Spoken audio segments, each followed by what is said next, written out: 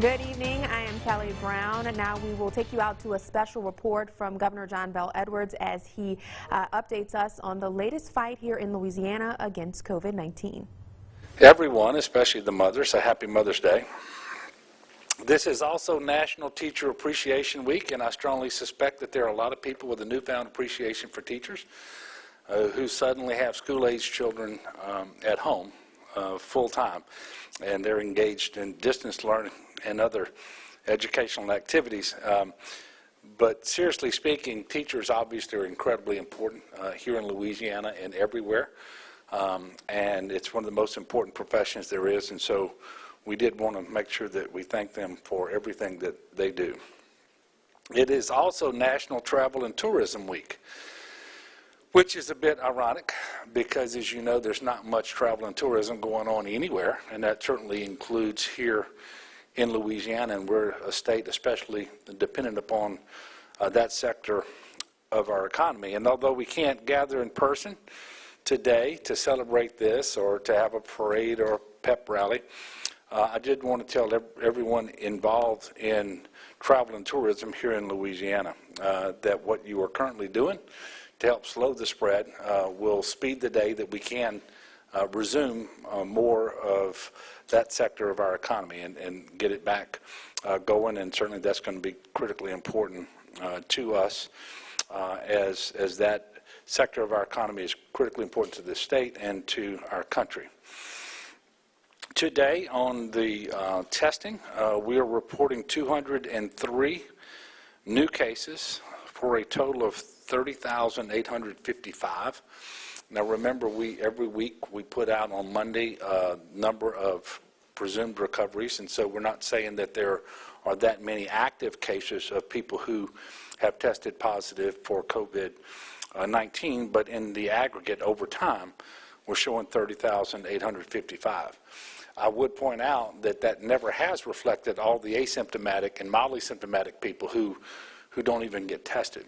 And we know that there is some percentage of people out there who have COVID-19 and likely don't know it, but they nevertheless are contagious. And that's really one of the things that makes this particular virus, this particular disease, so hard to get in front of.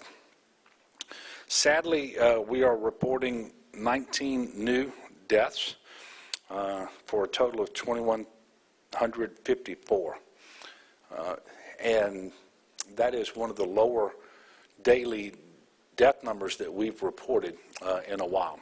And so it's good news that it's coming down, but it's still very sad because every one of those 21 was somebody's aunt, uncle, mother, father, brother, sister.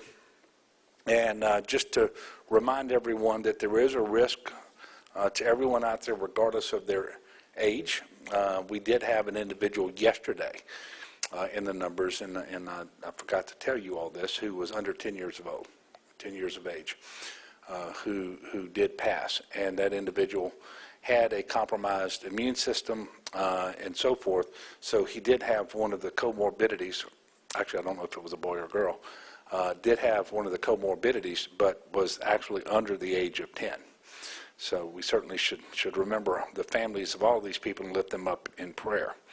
Today we are reporting in our hospitals across the state 1,359 patients with COVID-19, and 185 of those are on mechanical ventilators. Both of those numbers represent a decrease from yesterday. And as of today, we have completed over 200,000 tests since this started. And we're going to focus today, as I had mentioned, on testing and contact tracing. We've talked a lot about the criteria that the White House put forward in terms of the threshold criteria that need to be met before you can transition into phase one. And you know those have to do with individuals reporting to emergency rooms with, at first we were calling them influenza-like illness symptoms, but now with flu season gone, these are COVID-like symptoms. And also the number of cases so the disease burden that we have in Louisiana.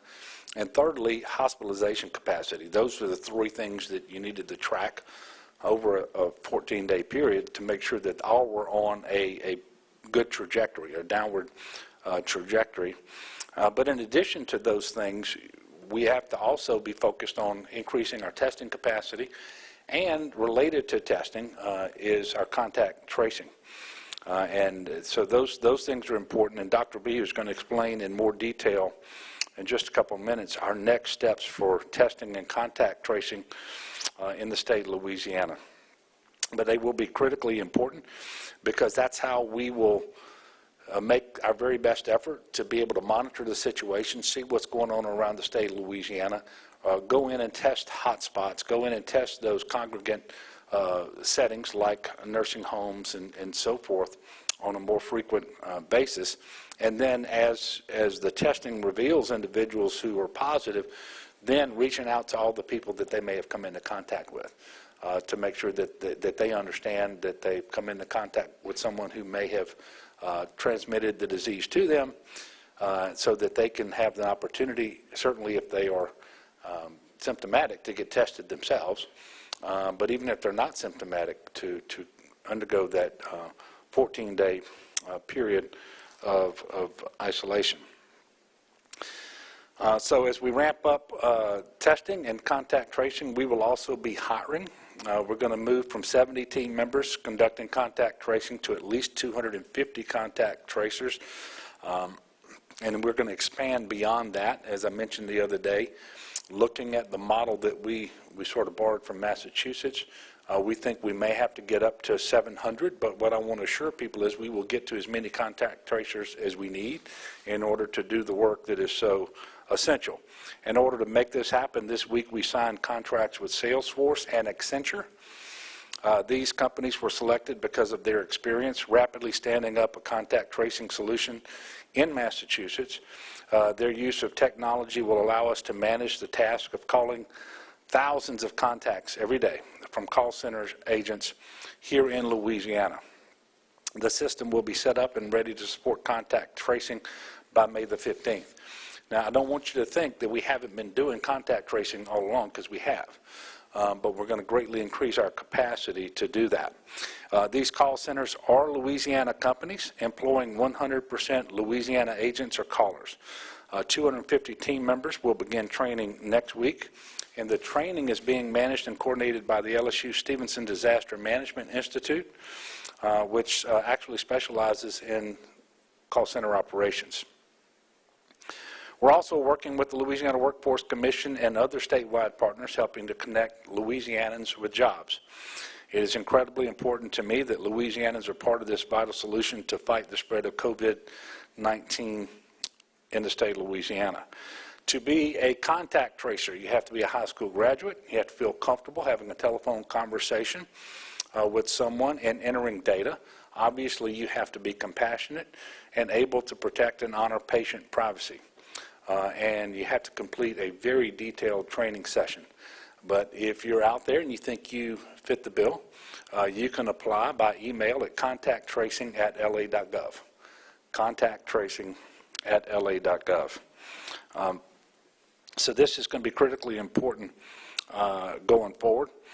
I will tell you that as we have continued to have the mitigation measures in place, ramp up our testing, and so forth, we're in a different and a better place than we were 2 weeks ago, and we're in a far different and much, much better place than we were 5, 6, 7 weeks ago. We are targeting an increase in testing of 100,000 tests per month to get to 200,000 tests by the end of May.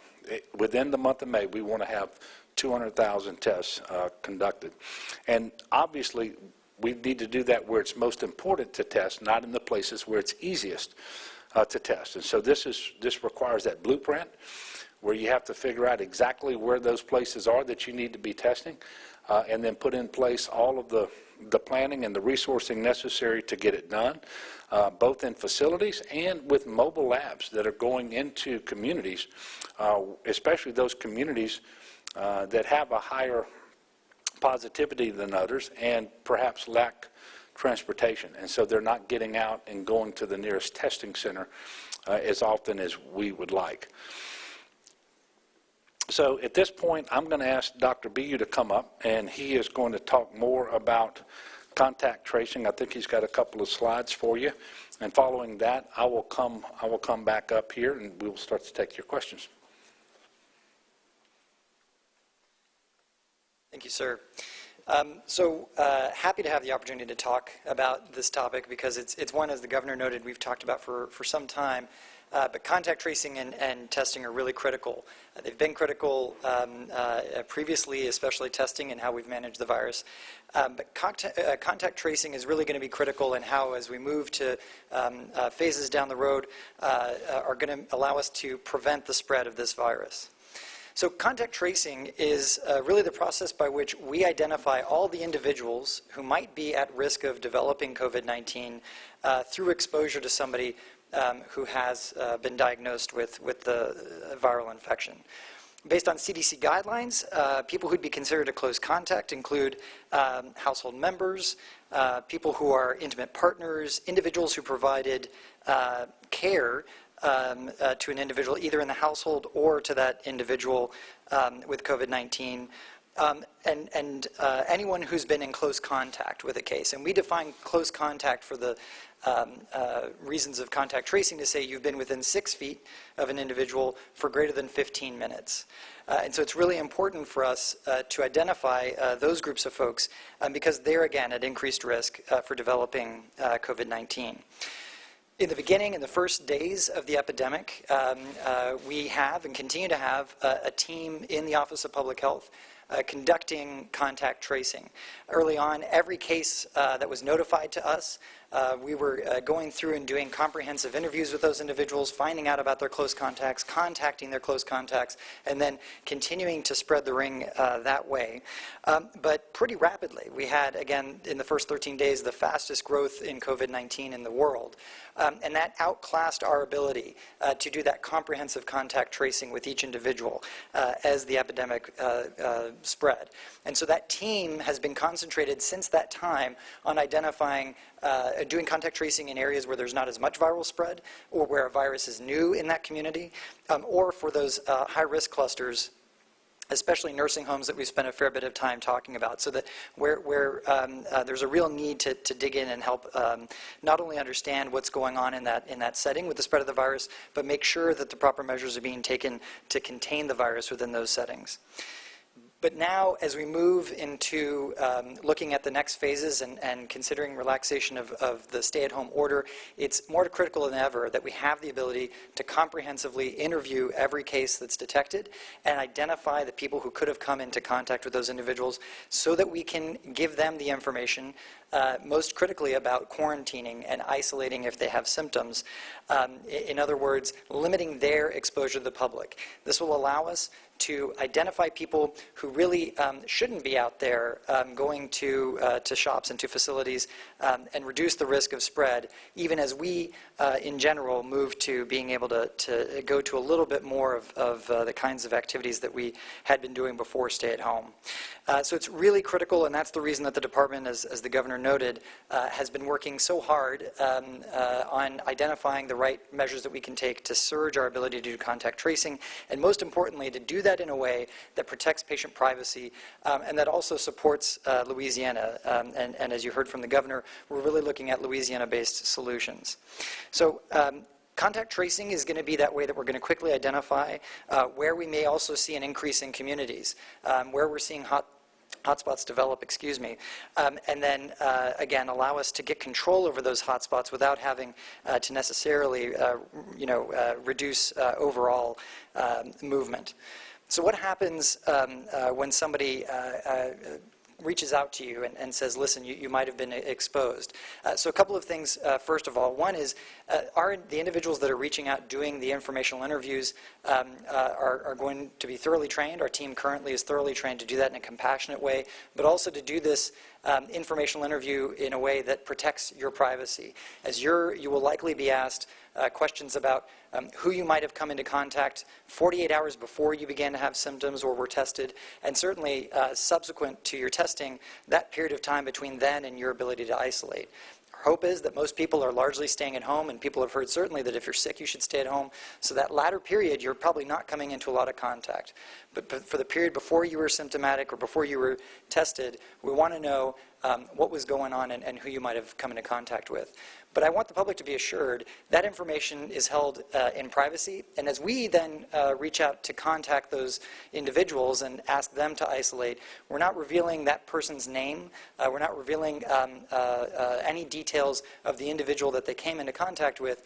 Instead, you would get a call and inform you, you may have been exposed per our records to COVID-19. They're going to ask you questions about your movements, about your ability to isolate. And then they're going to advise anybody who's been exposed to please adhere to our quarantine. And that means isolating if you have symptoms or quarantining if you don't, and staying at home for the duration of 14 days or longer if you're symptomatic and ill. And I just want to make that point clear that, one, this is not something that is going to risk sharing of individual information broadly, but two, there is a duty inherent in all of this and an ask really of the public that if you are contacted by the contact tracers, we really need people to take that seriously and adhere to staying at home, because we will not be able to contain the spread of the virus and be able to have people reopening parts of the economy if we don't adhere to quarantining and staying at home when we're asked. And so I think this is another opportunity, a more specific subgroup opportunity for us to do our duty to our citizens and to help each other as we're trying to slow the spread of the virus. I do want to talk a little bit about testing, because testing is really that important first step that leads into contact tracing. We can't do contact tracing or case interviews if we don't know who's infected in the first place. And as you heard the governor say, we've been able to do a significant amount of testing over time, but we are also increasing our ability to test and doing that especially to reach specific communities. We've invested over $500,000 in equipment and over $3 million in supply as a state just to augment the capacity at our state lab. And if you remember the early days of the epidemic, most testing was going on in the state lab. And we continue to see the state lab as a key asset, especially in serving populations like our nursing homes and our prisons. And so we've made significant investments in expanding the capacity of that lab more than 5 times where it was previously. But we've not stopped there. We think our role is also to coordinate and advocate for the larger lab community. And so we've had a collaborative that I think you've heard me reference before, working with laboratories across the state, where we are also asking them about their needs. We're coordinating our testing efforts so that we're sure that as we're getting supplies or as we're seeing populations that need to be tested, we are able to coordinate around those. And as we've been advocating with our state, local, and federal partners, we've been able to share a unified message of what Louisiana needs. And you've heard us talk about needing to go to 200,000 tests. And that's because we're ramping up all of our testing in coordination. What I want to point your attention to with this graph is where we are up to this point and show you the tremendous increase that we've had in total tests performed week by week, starting in March 8th, and then this is going through April 30th, through the end of April. But what you can see is that the weekly testing numbers have significantly increased in blue, those total bars. The orange bars are the positive tests out of those. And so another heartening trend that we're seeing is that as we're expanding the overall tests, we are seeing that the percent positive, the amount of that orange bar compared to the blue bar, is coming down a little bit too. And that means that we really are getting out ahead and making good headway. This last week, actually, that's not shown up there, I think 39,000 tests completed. And so we're continuing week on week to improve. And then the next slide, I'll show you what our goals are for the month of May. I want to make clear, though, this is assuming the underlying steady state of about 100,000 tests. This is a graph depicting what above that weekly average that I was showing you before are we trying to do now in the weeks to come. So you can imagine adding, that 30-something thousand, or on average 25,000 a week, to these numbers. And what you see is week by week we want to get up to a point where we would be testing statewide enough people to have reached 200,000 tests by the end of May. We want to continue that in June. As we test, we're going to learn where we need to be, looking at percent positivity, meaning how many of those tests are coming back positive, but also percent coverage, making sure that rural parishes and parishes with particularly vulnerable communities, particularly vulnerable individuals, like people who are nursing home residents, are being reached as well as we continue to surge. And we're going to do that through a number of different ways. One of them I talked about is our organization and coordination and advocacy as a group of labs across the state. Another is through the partnership with the federal government. We know that the federal government has made the commitment to supply us with 200,000 swabs, supply the state lab with reagents across the months of May and June. And we are distributing those swabs both to partners that are going to be using the state lab, but also other lab partners across the state who are able to marry those swabs to viral transport medium and test through mobile testing sites as well as community testing sites that are walk-up. I'll note that we also are working with labs that are innovating, printing their own 3D swabs, and I know the governor's talked about that before, producing their own viral transport medium so that we're not simply relying on the federal government's kind 200,000 swabs. We want to also make sure that we have the ability to be more self-sufficient as well as to surge more testing if needed. And we're also looking at non-swab-based forms of testing. You might have heard of saliva-based testing. Our own state lab is currently evaluating and validating a method for doing saliva-based testing in our own state lab. And so in that way, we think that we will be able to add another 100,000 tests over what we had done in the month of April and go to where we need to go to be able to test. Because again, that's critically the first step that's going to lead us to the contact tracing and our ability to reach out to all of you and isolate for people who have been exposed or who have the virus and allow the rest of society to begin to go back to more daily activities that you've been used to previously. So thank you for your time. So Dr. B is going to come back and answer your questions here in just a second. I just want to make a point that if we did 300,000 tests per month and if we had 2,000 contact tracers, that's not going to be enough for us to keep a lid on the cases. It is critically important that we do that in terms of increasing our testing and our contact tracing. But we all have a role to play going forward when the restrictions begin to ease and people travel more and more businesses open and more employees go back to work and more customers go in and out of restaurants and retail stores and personal service shops and those sorts of things, there will be more contact. And so we have to do our part in that. And first of all, you're still going to be safer at home. If you are vulnerable, you're going to need to make sure that you exercise more caution than someone who is not. So if you're 65 or older, if you have one of these chronic health conditions that predispose you to poorer outcomes should you contract the disease, hypertension, diabetes, kidney disease, heart disease, obesity, you really need to be extremely careful. And if you live with someone who is more vulnerable, you need to be more careful as well. But it's incumbent upon all of us to do the things that are going to be required. For example, wearing the mask, staying 6 feet away from people who are not part of your household, making sure that you're washing your hands, and all of those things become incredibly important. And if we do all of those, we will be successful, meaning that we can re-engage more of our economy and get people back to work and so forth without seeing cases spike to a point that we can't keep them under control. But I don't want people thinking that if we get the testing where we need it to be and the contact tracing where we think we need it to be, that means that everybody else can go back to doing whatever it is that they were doing before this pandemic started. That's just not the way this is going to work. Not here in Louisiana, not anywhere else in the country. There is a new normal, and so we do want to prepare people for that. And that's the purpose of this presentation today, that really took the deep dive into contact tracing and testing. So with that, I'm going to ask for questions. And I suspect most of your questions are going to go to Dr. BU, given today's subject matter. So I'm going to go ahead and yield the podium to him. Ask your questions of him as best you can, and then when you're finished with Dr. BU, I will come back. Thank you.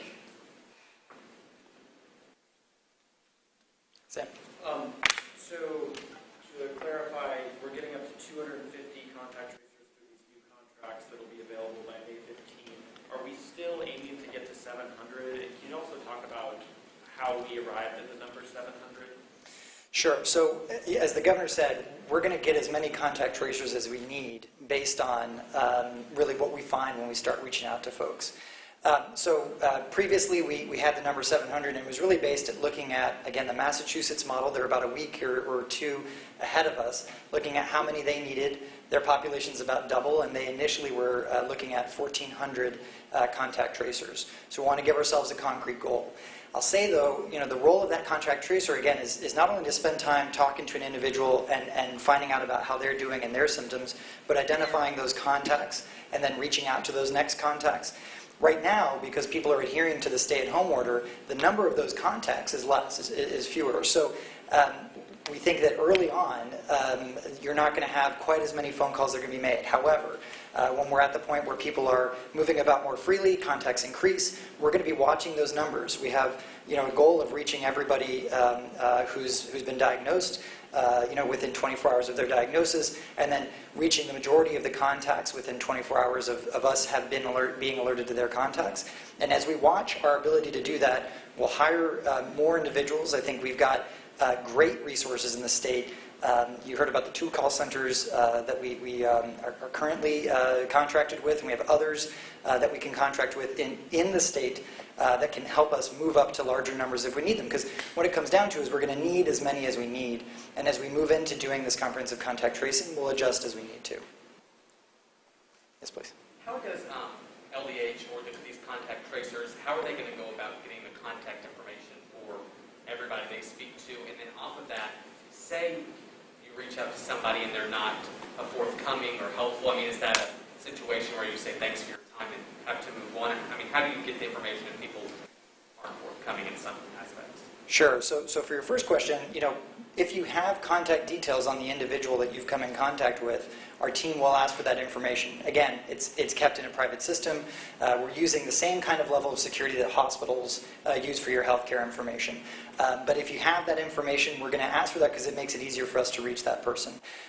If not, we'll work with either a name or a location and work with maybe the business owners or whoever to try to identify, if we can identify who is there. And again, I know that for some people that sounds scary. People are tracking my movements. The goal here, though, is to help protect you.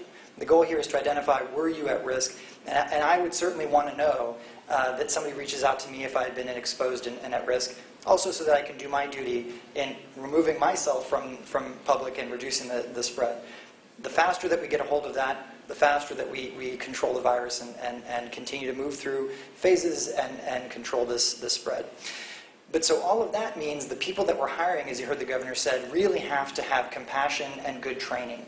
Because as they're getting that information from you, we need to make sure that they're doing that in a very sensitive way, that they understand some of the medical concepts that we're working around, and also that somebody who may be reluctant or skeptical, they're able to work with that individual, give them the assurances that I just gave you, and hopefully lead to a situation where that person's going to be more forthcoming. But I think it's a fair point. This system works on the basis that we want it to work. We all have a duty and an opportunity to help when somebody reaches out to us, whether we're a case or whether we're a contact. And if people don't participate, if people don't cooperate, it's going to be very challenging to be successful. So we really do want to encourage people, understand your privacy is protected, but we need your participation, not just in the interview, but then in the staying at home, universally after that. Please. Is there a set list of questions that the contact tracers will ask people who have been diagnosed about how many questions, how long will the interview take?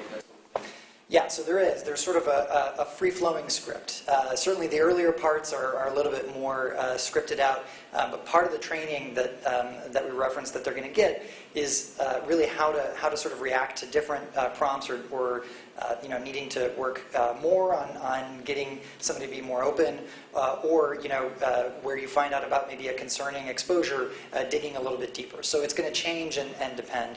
But I think that the goal with these conversations is really to keep them relatively short. I think they can probably span 10 to 20 minutes on average. Again, it depends on the number of contacts and sort of how in-depth that interview needs to be. Leo. Most people I know don't answer phone numbers that they don't recognize because they're afraid it's a telemarketer. What's your workaround on that? And is there a notation that comes up on the phone that is a contact tracing? Yeah, and so I think that's a great question. I think right now I don't believe there's going to be anything that says you're a contact tracer on the phone when we dial. But this is something we're going to have to track and see if we're having low numbers of people answering our phone numbers. I'll also say the system, the platform that you heard about, Salesforce, as being installed by Accenture, is also one that we chose because it was very adaptable. And we're also looking at other technologies to potentially layer on top of this, reaching out through SMS, through text messages, potentially reaching out through apps in the future, other ways for us to reach you.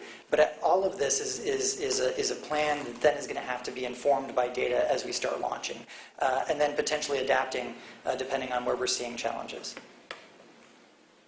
You've talked about the federal government promising 200,000 resources for 200,000 tests a month. Where are we at with that? How many have we received? And can you explain a little bit more how you guys are deciding where to allocate those testing resources? Sure. So if you break it down, that means that we should be expecting to see 50,000 swabs and transport media, 50,000 swabs a week. We're going to have to make up about 50,000 of the viral transport media to get to the full 200,000. But that's what they've committed to. This week they initially started with a portion of the swabs on Monday, and then I believe yesterday we received I want to say the remainder of that 50,000. I don't have those numbers off the top of my head, but I think that for week one we've had those delivered, and then I think as the federal government was getting their process ramped up, I think that it'll be a little bit more set going forward. How we distribute those is through both the partnerships that we have with existing labs, because we want to make sure that our existing labs that we're counting on continue to be able to reach out. We have, through GOSEP, multiple mobile testing sites across the state and community testing sites across the state, so some of the swabs go to them. And then we've been working on this plan with our regional medical directors and local partners. So these are public health leaders in the community who then themselves work with the health entities in the community, and in particular settings like nursing homes, local parish prisons and the like, and understand the need that's informed by epidemiologic data, so we are identifying hotspots, and then they're able to prioritize how they reach those settings, both directly. We have assembled teams at the local level that themselves can go out and test, as well as with partners, university partners, other healthcare partners that can take those swabs, go out and test, and then have them run at labs. So it's really it's a statewide process that has to be pretty highly coordinated. Fortunately for us, it doesn't have to all be done by the state directly. There are specific priorities like nursing home hotspots that we will be doing ourselves. How retroactive is the testing? Is there a cutoff date where, you got diagnosed 6 days ago, you don't get reached out to by a contact tracer? How many cases are we looking at that exist right now will be followed up with? So right now, our team is already doing contact tracing. Again, we have about 70 to 75 individuals who are doing that, focusing on areas where, again, there's maybe not been as much testing, the virus isn't felt to be as widespread, or there's a cluster. So some people are already being contacted in that way. Our goal would be, to, by the end of next week, begin in earnest doing the contact tracing at volume. We're going to have to learn how much we're able to accomplish with that first group of 250. I think we're fortunate to be working with a partner like Stevenson Disaster Management Institute that's able to help us with bringing in this workforce, training people up quickly. We think getting the next numbers after that online are relatively fast things, and especially if lots of people email contacttracing@la.org with an interest in contacttracing@la.gov, and show that they have an interest in this, we can really scale up those capacities quickly. So what I would say is, we're going to have to see how many we're able to reach initially, and then again continue to scale as needed. Is this as far as these workers in the call center go, is this a 24-hour job, and then as far as contacting people, or is it just normal hours being that they have to call people, and then what is the pay for these? So I don't know the answer to the second question. Again, we are contracting with call centers, and they're going to be managing their staff. What I will say, though, for the first question is, I think it's going to be largely during business hours. Don't expect us to be calling you in the middle of the night, because again, nobody's going to want to answer that interview question at that point. And presumably, in the middle of the night, you're not out making more contacts. We have time to reach you the following day. Leo.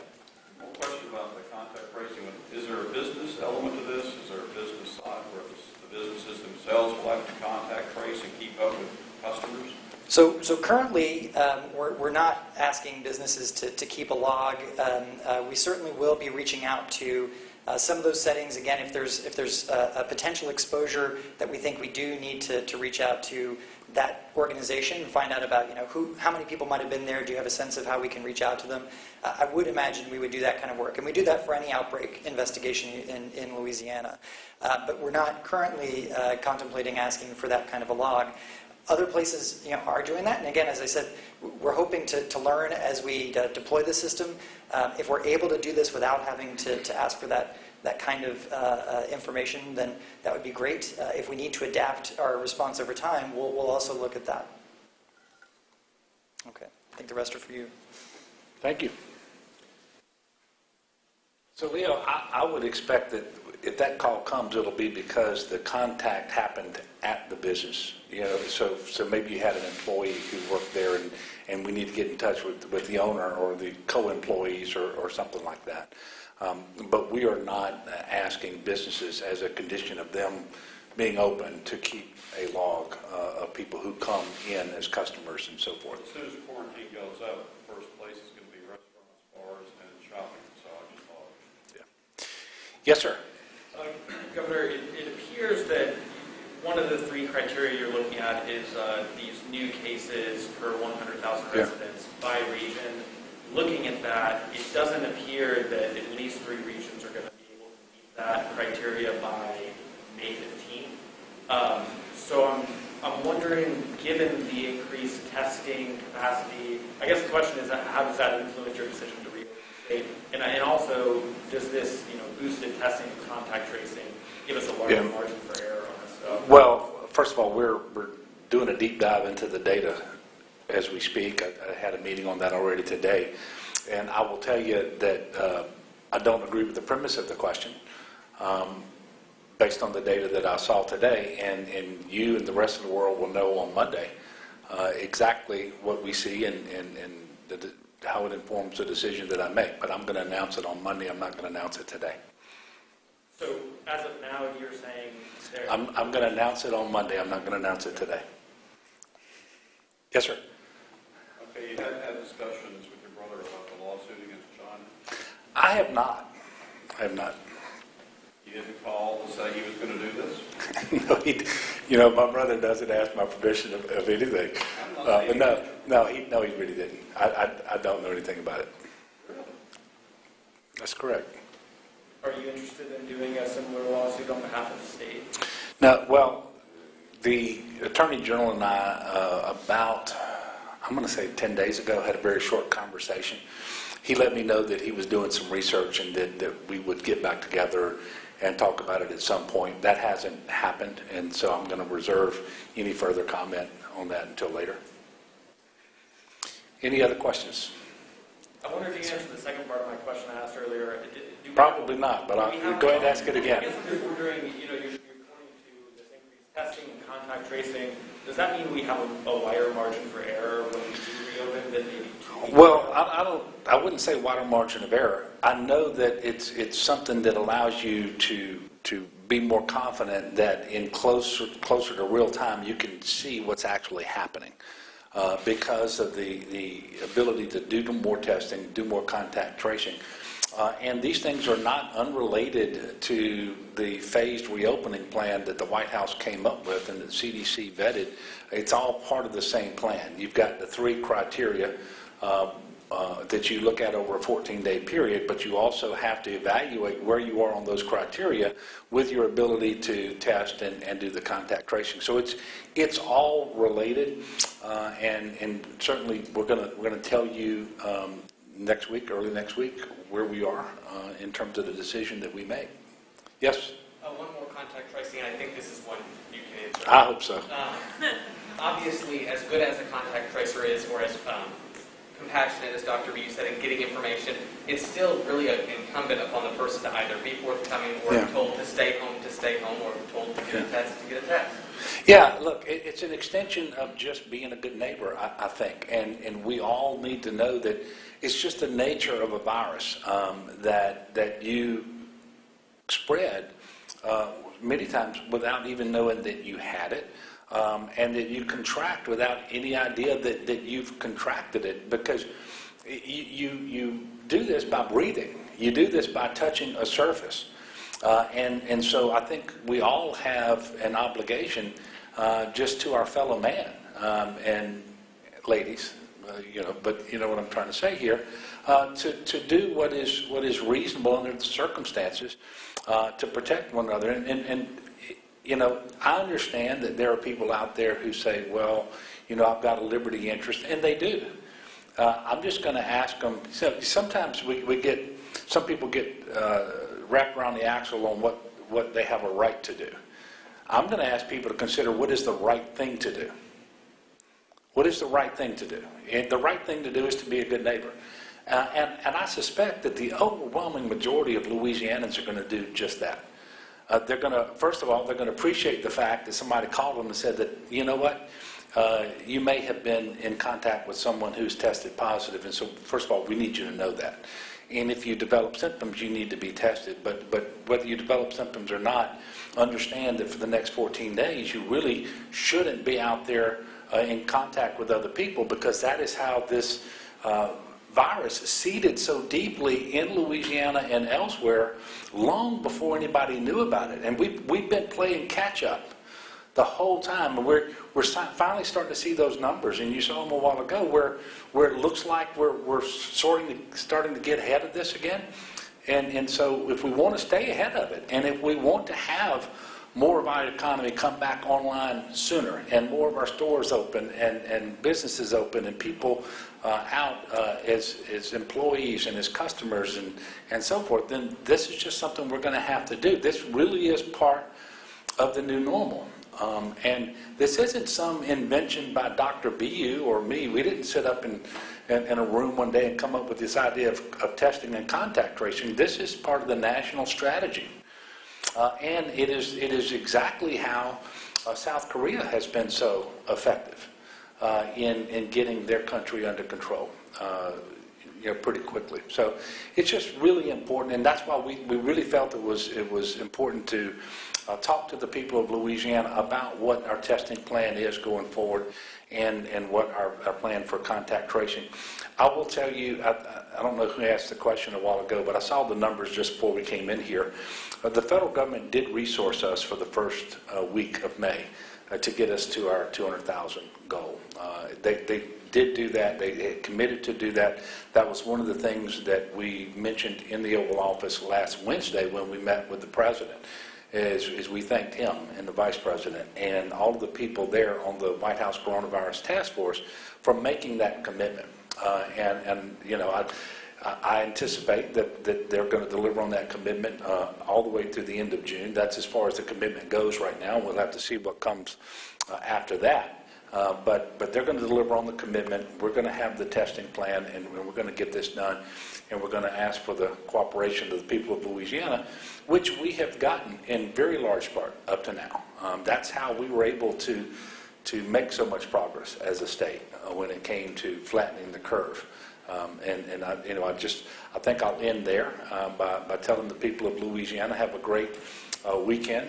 Make sure that you express your appreciation to all the mothers out there on Mother's Day, and that I appreciate everyone and all of the patients, all of the work that they've done to help us to be as successful as we have been thus far. Having said that, by any reasonable objective measure, there is still a lot of COVID in Louisiana.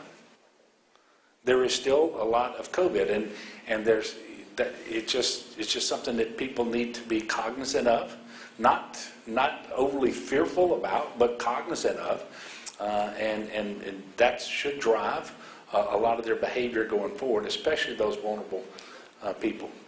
But we are in a much better place, quite frankly, today than I thought would have been possible a month ago. And it is precisely because of the people of Louisiana, which is why I believe we're going to continue to make improvements over time.